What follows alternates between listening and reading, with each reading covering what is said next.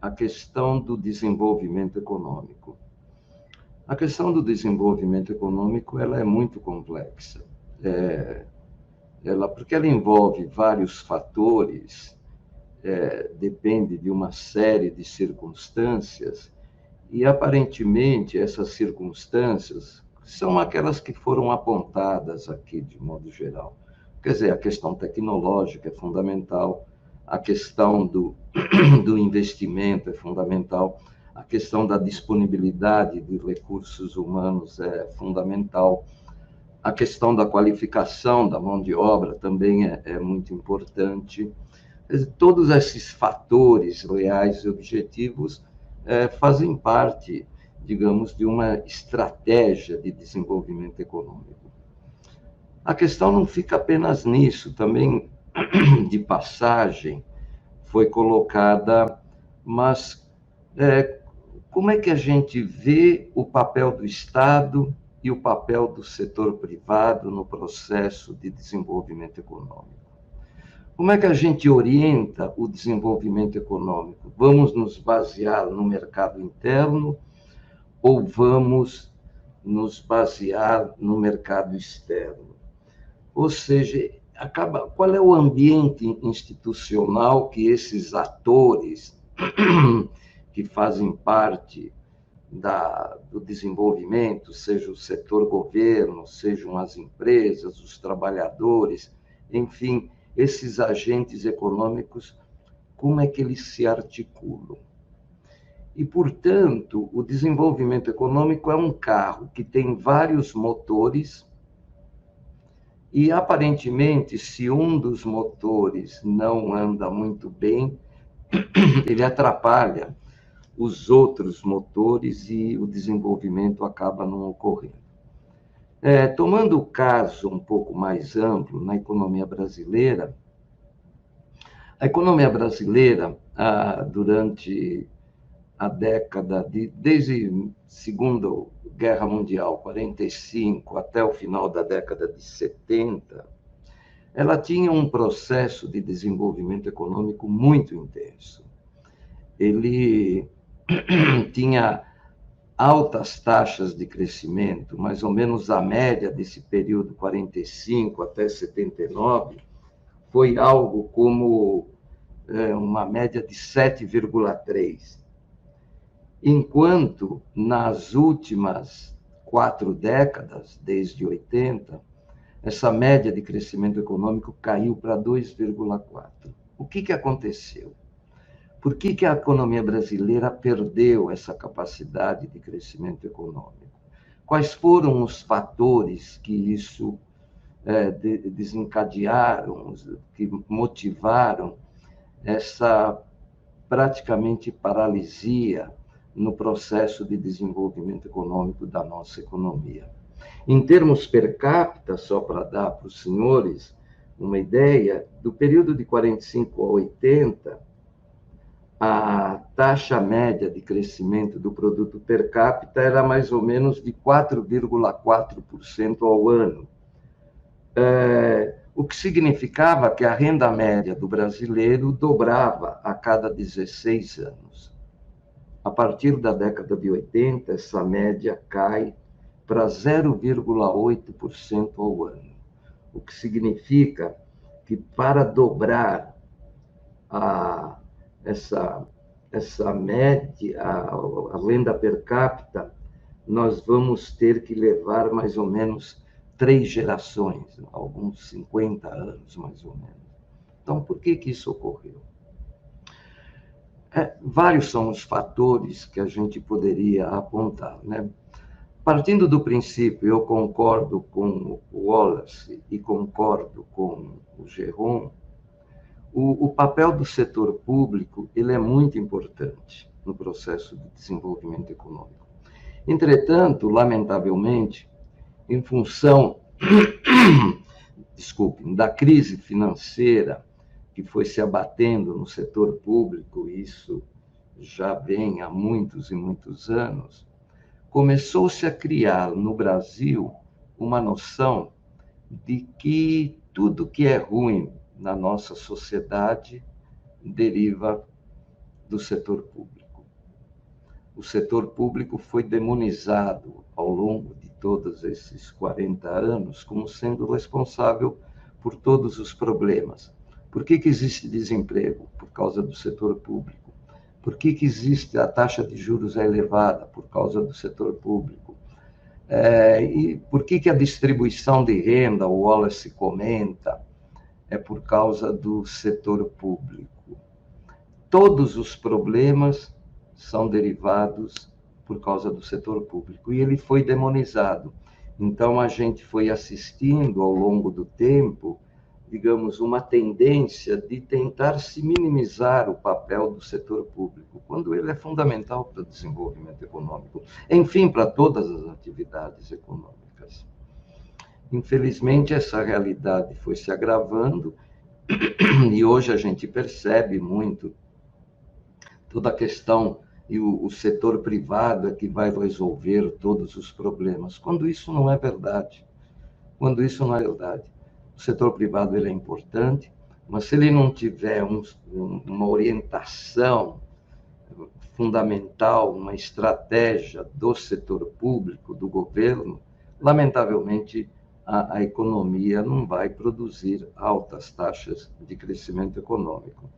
No Brasil, então, o setor público é o diabo, porque todos os problemas derivam dessa atuação ineficiente que ele apresenta.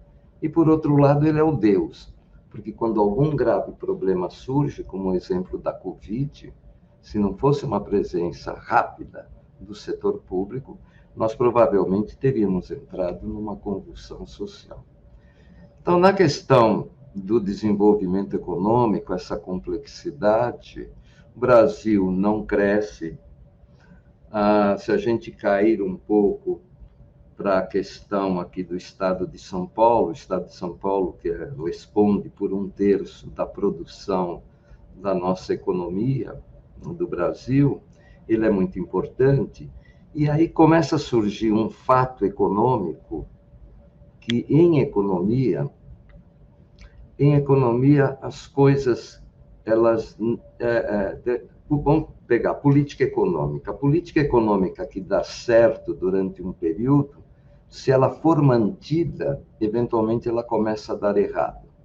Não existe uma política econômica que, independente do tempo e das circunstâncias, ela vai depender das circunstâncias do tempo. E no caso, desculpe, o que eu percebo é que o grande problema da atuação do setor público, detalhando um pouco mais a atuação do setor público, é a articulação. A articulação entre as várias esferas de governo. Nós temos articulação entre a esfera governo federal, governo estadual e governo municipal.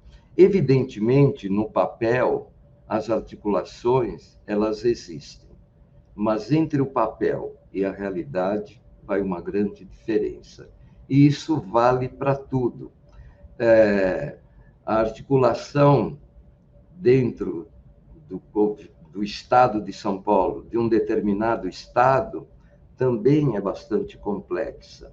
As articulações entre as secretarias é bastante complexa. Qualquer pessoa que tenha participado ou participa do setor público, ele sabe do que eu estou falando. Vamos pegar, eu não conheço a realidade do município de Santo André, mas certamente também deve existir problemas de articulação entre os vários organismos dentro do município, entre a Secretaria de Educação, com a Secretaria de Saúde, com a Secretaria de Desenvolvimento, com as empresas. Essas articulações são muito complexas de serem efetuadas. Normalmente, elas são efetuadas no papel. No papel existem essas articulações, mas, lamentavelmente, a realidade é muito diferente do que aquilo que a gente gostaria que fosse. E sem essa articulação adequada, naturalmente os resultados acabam não sendo obtidos. O Geron, na última fala, aí no final da sua apresentação, ele colocou alguns pontos importantes, por exemplo, a questão do planejamento regional. Isso é fundamental. No papel, se percebeu que seria fundamental, a própria Constituição, ela permite que diz, o Poder Executivo, ele poderá dividir a sua região para fins de administração, ele pode dividir em regiões metropolitanas, ele pode dividir em aglomerados urbanos e ele pode dividir as regiões nas chamadas micro-regiões.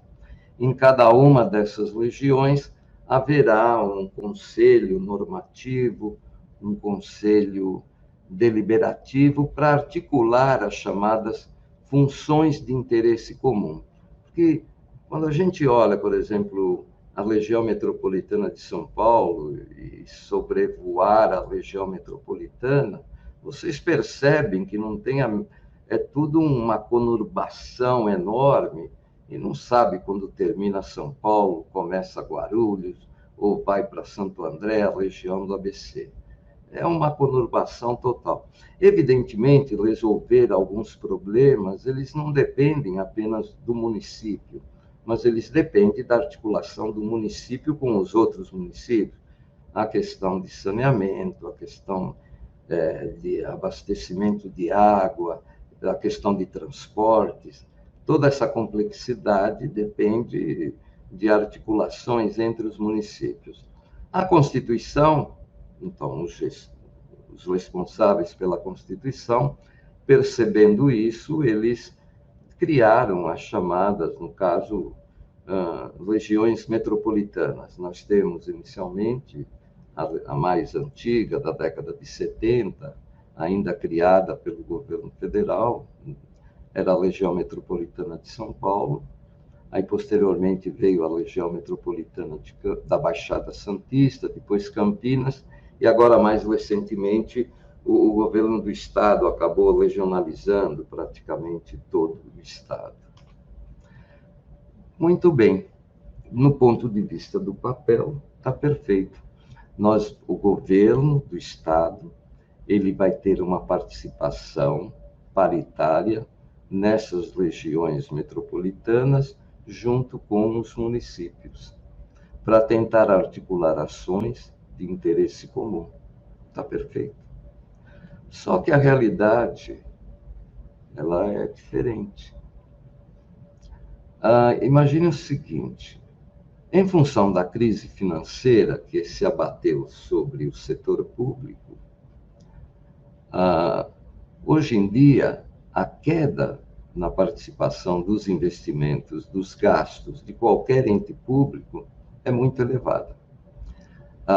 Hoje em dia, digamos, qualquer pessoa que perceba um orçamento público sabe que o orçamento ele é praticamente a despesa de pessoal, o custeio da máquina e dívidas que porventura tenham, né? No caso, governo federal, a presença da dívida relativamente ao setor financeiro, em função da dívida, compromete muitos recursos do orçamento público federal. Isso vale também para os estados, para a maioria dos estados, e também para alguns municípios. Então, sobram muito poucos recursos para investimentos. Então, quando vocês estruturam um orçamento, vocês vão perceber que o que sobra para investimento é muito reduzido. Hoje em dia, na economia brasileira, somando investimento público do governo federal, dos governos estaduais e municipais, não chega, acho que 2% do PIB, que é muito pouco, é muito baixo. Muito bem, então vamos pegar um governo de um estado. Ele tem uma dificuldade de colocar recursos para investimento já para atender às suas próprias necessidades. Já para atender às suas próprias necessidades. Muito bem. Como é que ele vai disponibilizar recursos para os fundos que são criados para atender a região metropolitana, onde ele vai compartilhar a decisão desses recursos de maneira paritária com os municípios? Um problema. Ele já não tem nem recursos para atender às suas próprias necessidades. Como é que ele vai agora disponibilizar recursos para colocar num fundo para que esses recursos serão administrados por um conselho onde ele tem uma participação paritária com os municípios? Vamos pegar agora do lado dos municípios. Como é que a gente vai? Município, a região metropolitana de São Paulo, ela tem a capital, uma macro cidade, uma das maiores do mundo, e dentre os 39 municípios tem Guararema. Eu sempre cito Guararema porque eu tenho um carinho muito especial por Guararema, porque tem a igreja lá de São Longuinho e eu sou devoto lá de São Longuinho e de outros santos, evidentemente. Mas Guararema tem 30 mil habitantes. Então, imagine, você é prefeito de uma cidade como São Paulo, você também tem os problemas, assim, de maneira semelhante ao Estado, para destinar recursos para investimento para a sua cidade. Como é que você vai compartilhar, digamos, essa decisão com outros municípios? Então, o que acaba acontecendo é que realmente a coisa no papel ela atua bem, mas na prática ela apresenta uma série de dificuldades e na realidade, digamos, as coisas não acontecem. Então, as regiões metropolitanas estão aí e é muito difícil efetuar esse planejamento que foi citado. Para não me estender, eu já percebi aqui que já apareceu nos últimos 5 minutos, eu queria também, voltando à questão econômica, que os investimentos, eles, depois, uma vez que eles são efetuados, eles não conseguem deixar, a gente não consegue fazer com que eles desapareçam. Vamos pegar como exemplo o município de Santo André. O município de Santo André se desenvolveu com base na indústria, principalmente a indústria automobilística, e tem uma série de outros setores industriais aí que são muito importantes. Aí, de repente, o mundo muda. Em economia, existe um conceito de economias de aglomeração e economias de desaglomeração. As economias de aglomeração é quando se cria um círculo virtuoso e uma atividade vai chamando a outra, se cria uma série de condições e a economia cresce. Então, o município de Santo André teve a capacidade, ele atraiu a indústria automobilística, petroquímica, seja lá quais são os outros setores industriais, e ele se desenvolveu. Mas, de repente, esse desenvolvimento ele acaba gerando os seus próprios problemas. Começam a ocorrer os problemas de habitação, começa a ocorrer o problema de circulação, transporte, uma série de outras coisas, e aí o município acaba entrando nas deseconomias de aglomeração e vai perdendo espaço, como foi mostrado aqui, que a região do ABC vem perdendo. Só que os prédios, os trabalhadores, eles são da indústria automobilística. Como é que a gente passa isso para outros setores? É uma coisa complexa, é uma coisa bastante difícil. O que a gente sabe é que a vida, digamos, ela traz problemas e também traz oportunidades.